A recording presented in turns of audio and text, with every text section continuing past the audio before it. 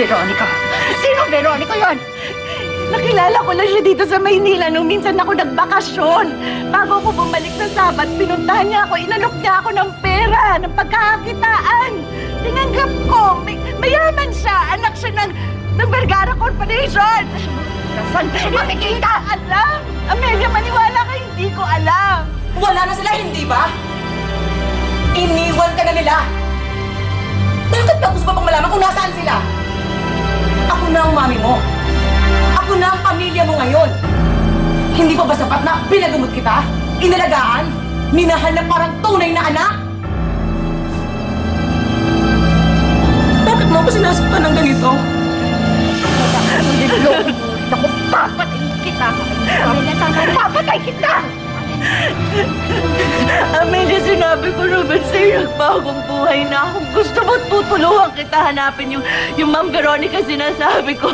Huwag mo lang ako. Dama yung pangalan ko. Hindi ko kailangan ng tulong mo. Hayop ka. Ipapakulong kita. Ipapakulong kita! Amelia, patang-awa mo na. Hawakan. Awa mo na. Amelia! Pakukulong din kita. Hayop ka. Tawarin mo na ako, Amelia!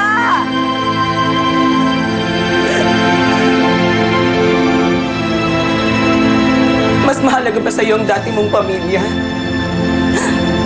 Hindi mo na ba ako mahal, anak? Mami po.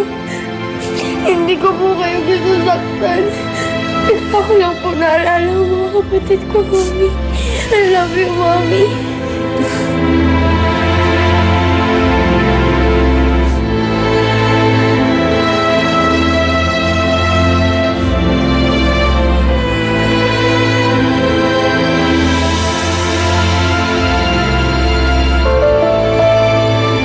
Pare, yung best ko na sinabi sa'yo, tigilan mo na yung pagmo-motorcycle racing mo. Hindi ka na nakikinig eh.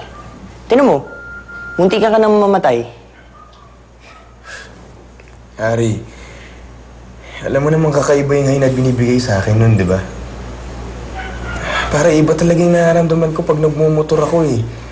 Ang bilis ng takbo, tapos ang lakas ng hangin na tumatama sa mukha ko. That's the only time na makakahinga ako ng malaya. Bro, malaya ka naman eh. Swerte mo nga, buo pamilya mo. Kung alam mo lang, sa bahay parang preso ko. Lahat dinumero kay Papa. Parang yun lang. Swerte ka pa rin. Alam mo kung naging magulang mo yung mga parents ko? Bro, maiintindihan mo kung bakit nagre-rebelde ako sa kanila. Pare, wala na ako sasabihin. Baka mag-react ka na naman. Ayaw nga pala. Kamusta nga pala yung magandang nurse na sinasabi mo?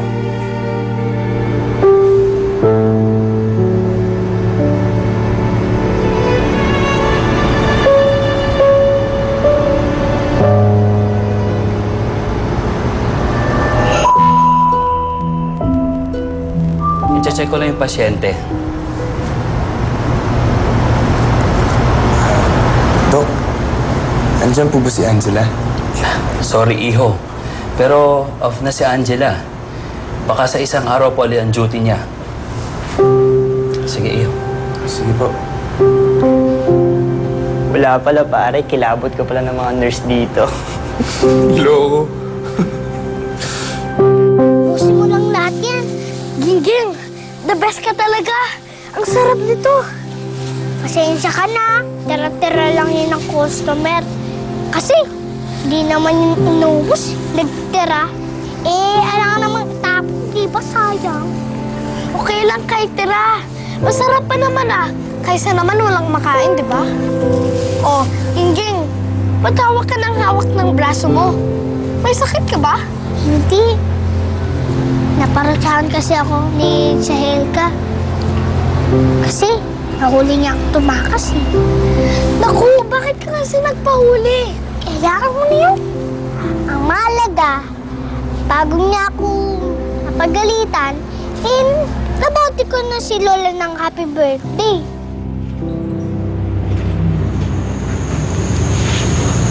Ito, nahanap ko yung Vergara Corporation. Sino yung Veronica na tinutukoy ni Naomi? Yun din ba yung Veronica na kapatid ng asawa mo? Eh, bakit naman gagawin ni Veronica yun sa akin?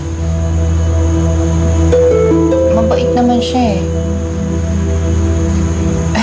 Baka naman ibang tinutukoy ni Naomi na Veronica. Alam mo, gusto kong puntahan na lang ito ngayong gabi. Para sigurado na lang tayo. Amelia, gabi na. Papabukas mo na lang. Baka ano pa mangyari sa'yo eh. Magpahinga ka muna.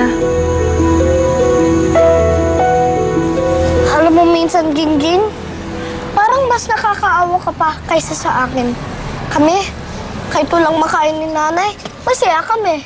Pero ikaw, ang dami-dami niyong pera, may restaurant kayo, pero palagi kang malungkot. Kasi palagi kang pinapagalitan ng Tia Helga mo.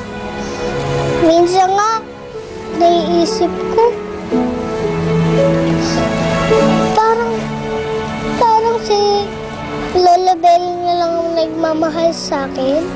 Tapos, kapag tumatapos ako, tapos pumupunta ako sa bahay niya, feeling ko, lambing-lambing niya. Parang siya yung magulang ko. Kaso nagkasakit siya. Kaya, hindi ko na siya madalas nakikita. Hindi bali, Gingging. Nandito naman ako ah. Palagi naman kita dinadalaw. Salamat, Charles ah. Kaso, malungkot talaga dito. Isa pa, wala akong makalaro. Wala akong kasama. Tapos, hindi pa ako pinapapasok sa eskwela ni Tia Helga.